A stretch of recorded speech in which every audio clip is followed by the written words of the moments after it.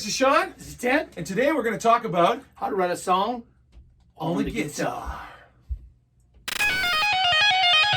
Shawn and Ted's musical adventures. Shawn and Ted's musical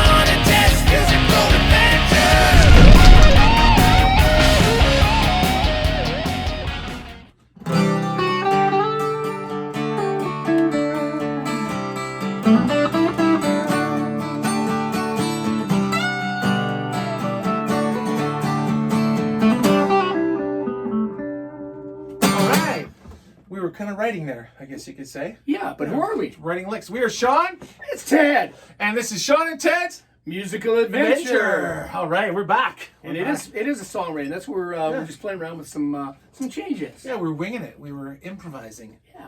So songwriting. How to write a song on the guitar. There are so many different approaches, isn't there? Well, and what style?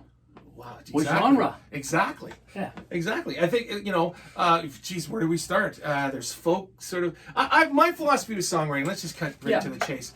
I think that if you can't play a song with one instrument and humming the melody with no production around it... Kind of like a campfire. Absolutely. If it doesn't sound great around the campfire, you don't have a good enough song. Yeah. And it doesn't have to have a zillion chords in it. No. Yeah. So, most of the hit songs are actually two or three. I was going to say, what about if you're to, right here, you bought your guitar, you've learned your blues from the last lesson, and we're just kind of moving on, and you've got a few chords in your repertoire, and you start, G. You've learned the G chord, because G chord is great for writing. Yeah.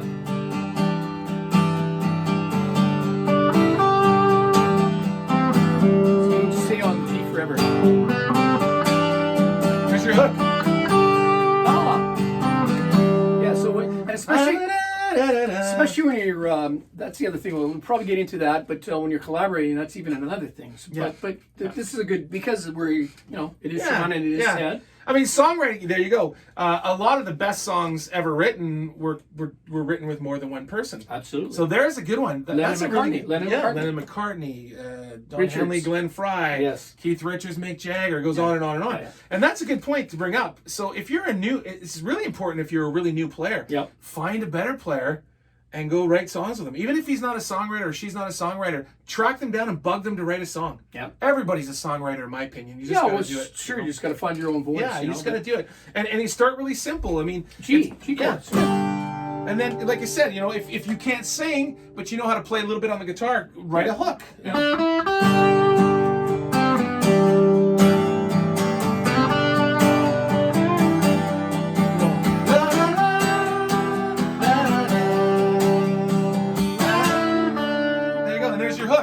That could be the chorus. Every day I'm going to the store and I'm going to buy some ice cream, whatever. Yeah. Think about the story, which is again that breaks songwriting down into two major elements. There's the hook. Yep. There's the hook, which is la la la la la la, and then there's the topic, the subject, the content. When you approach songwriting, what do you do first? Do you think of the concept first? Do you think of the story? It all comes from different places, man. Sometimes I've got a bunch of lyrics that I've just written down, and because I've been writing for a long time, I know how to break it down to a verse, chorus, perhaps a bridge or a middle eighth. Sometimes it's known as. Oh well, let's verse. A lot of people. I remember one of my first bands years ago. I was playing with a new drummer. We were all new, and I said, "Okay, let's start on the verse." Yeah. And the drummer had no idea what the verse was. So let's talk about that. Yeah. Basically a song is broken down into the two major parts of a song are the verse and the chorus. Don't bore us. Get us to the chorus. And the most important is the chorus. And I think any songwriter will tell you Sure. that. So, I mean, if you come into it and you've got your guitar and like I said, you've learned a couple of your chords and you're just experimenting, that's the whole thing. There's nothing really right or wrong. There are certain, I guess, things that you can follow along if you listen to your favorite song. But, like for instance,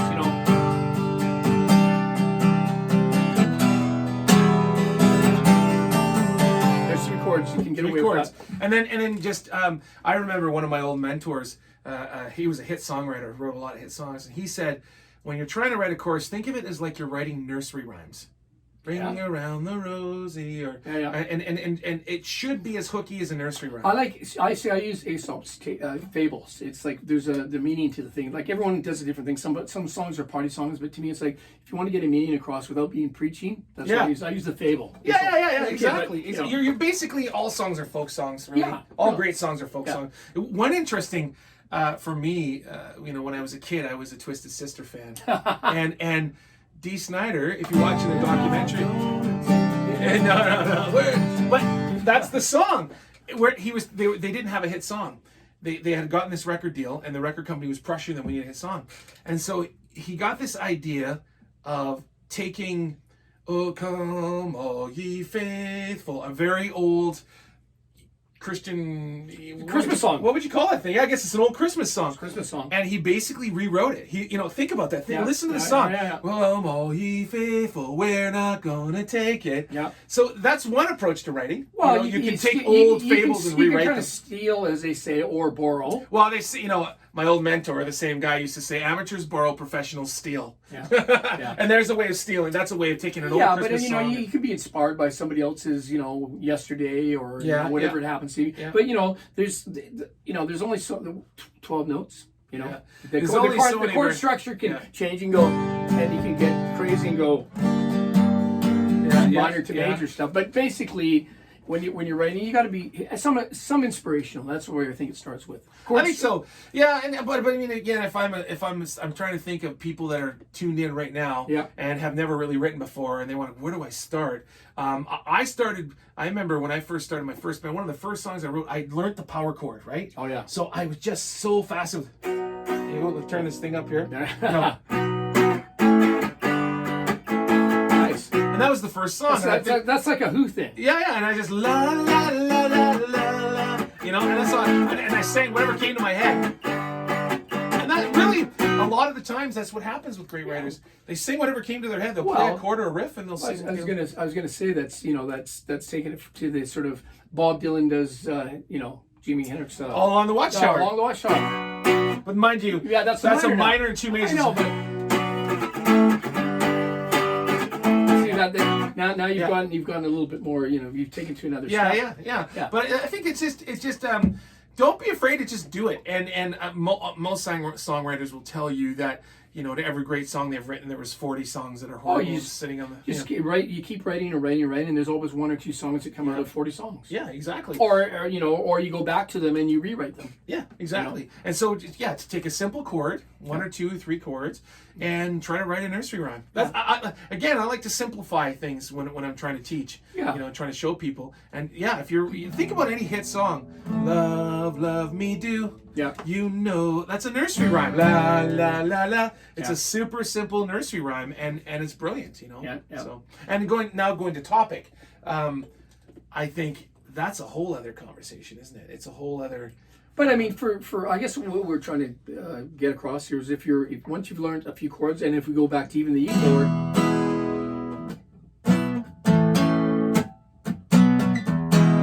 How many songs were that? A million songs were written around that. Paper Wine. Yeah. So I guess Alice Cooper. Yeah. What he's trying to tell you here is, don't be afraid to use existing chord progressions. Yeah. Just use, because they work, right? Yep. They work. Change the melody. And another thing too that my my mentor taught me was it should sound and feel like a hit before you even sing on it. So whatever you're playing, Oh wow! You can imagine that coming on the radio.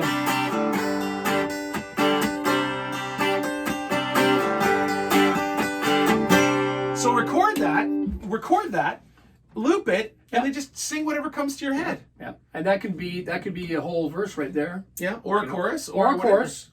I think some of the most brilliant songwriters, and I think it's why they're so huge, is U2. They have mastered the art of using the exact same chord progression all the way through for 4 minutes. For 4 minutes, not changing a damn chord. They change the melody, right? One of my favorite songs is, right? Yeah. With or Without You. Yeah. And it's the same damn four bass. That sounds like a country song. Well, it could be a million things.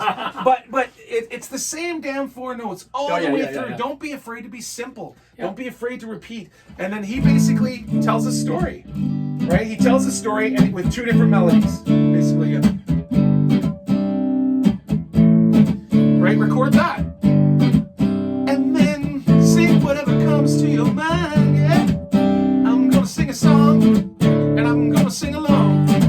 Yeah, you know, rhythmic motifs are important. Yeah, absolutely. How do you explain a rhythmic motif? Well, that would be one sort of, another would be like... It's a certain rhythm, like you notice, even when you're singing.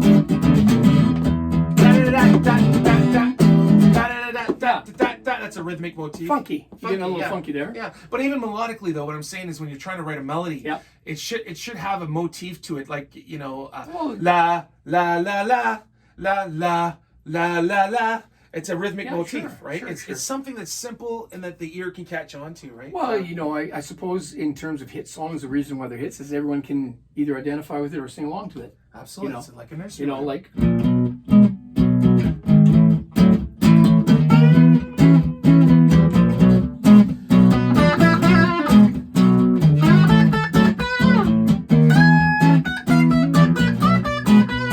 You could be take care of business, or I'm a real man. I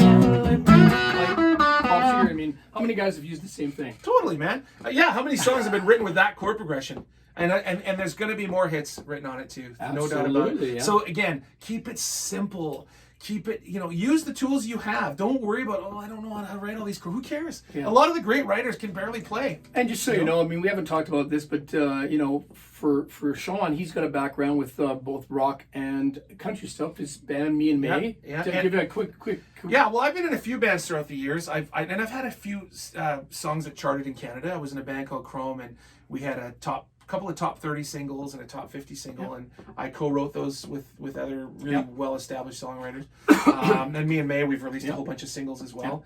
So are you. You've done a lot of writing. Tell me about you. Well, never about me. Yeah, well, the Blue Voodoo, which is my sort of blues kind of thing. We've had some you know, on the blues charts. We've had, you know, I don't know, who knows what charts really mean, but you know, stuff that have charted. It's gone played on radio, terrestrial radio, and streaming and all that kind of stuff. Yeah. Plus, I've written a few songs that have been mild stuff with different country people around, you know, and throughout the years. So, I mean, the country, the rock and roll, I mean, music is music. And you just take it in there, whether it's got a sort of a rock and roll beat. And that's the other thing, too. A lot of times you can take, you know, if I've got... Write a song around a beat. Right around a beat. Like, I'll give you, for instance, we'll use Funky 16th. So you got to feel for that.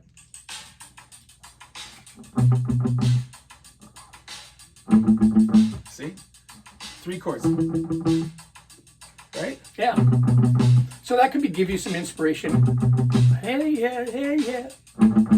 What to do right now? He's making this up. Yeah. So anyways, that's the idea is just to have fun with music. That's the whole idea. Well, that's what we do when we get together to write. That's a perfect example of what we do. Yeah. You know, I'll walk into the room and he's like, man, you got to check out this beat. And the next thing you know, we're humming something over top of it. We're keeping it simple. Yeah. I find that's the key, is keep it simple. And, you know, I think the guys from Rush would probably disagree with us, and that's okay too. You know, they don't keep it simple, but... I was going to say a great example is Bernie Taupin, and they were never in the same room together. That's an interesting thing. Elton John and Bernie, they just, you know... That's an interesting way to write. Yeah. That's a really basically, as far as I know, correct me if I'm wrong, but Elton John would just sit and write a bunch of melodies and chords, could care less about the words, and send it to Bernie, or vice versa. Or sometimes he'd get lyrics. So, I mean, I guess even though this is about writing songs on guitar, I guess what I'm saying is, even if you find somebody, your guitar player, and you find somebody that's a really good lyricist, poetic or whatever, and you can, if you're a good music person, you got melody, find a good lyricist person. Absolutely. It really is important. I mean, they're both equally important to me. Well, here's a neat story.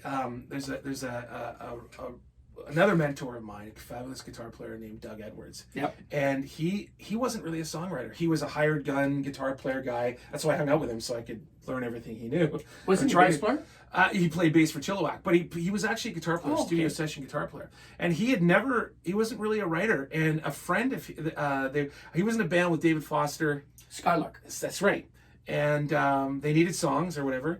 And a friend of his, it was an RCMP police officer. That's right. Wasn't even a musician. He'd written all these lyrics down, and he had given it to Doug. And Doug wrote this music to it. And Brilliant song too, by the way. yeah, and what was the name of that song? I don't know. I'm trying to think. Wildflower. Wildflower. Yeah, there you go. Look it up. Look it up. It's on YouTube. actually he is in this one hit. He wrote very little songs, but that song made the Songwriters Hall of Fame. Yeah. In Canada, anyways, Yeah. and go And check that out. Wildflower. Wildflower, it's called. And there's Skylark. there's I guess what we're trying to get at is there's no real rules to this. No. You know, some guys like to come up with the lyrics first and write chords. Some guys like to write chords and then. But you know, as we said, these sort of premises. You know, you got your G chord, your C chord, and your D chord. Those, you can write a song around that, or if you're an A, you know.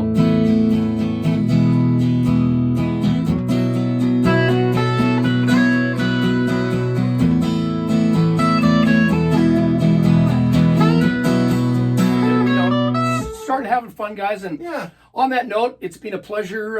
This is episode 3 for us, and subscribe, like, and share, and stick around next week. We're going to talk about how to play a guitar solo. nice. Yeah. All right. How to write a guitar solo. And on that note, I guess we'll get out of here, man. We are. I'll do- play a guitar solo over top of Okay. some song. All right. Over top of a hit song chord progression.